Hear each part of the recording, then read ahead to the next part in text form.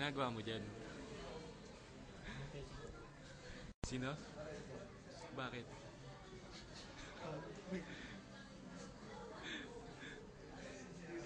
Nasaan ka ba?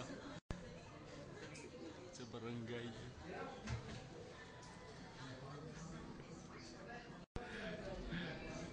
Paano mo sila?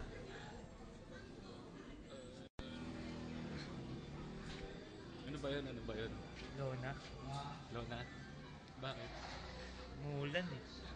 Ba mabasa yung mobile. Hirap na. Bayad pa kami.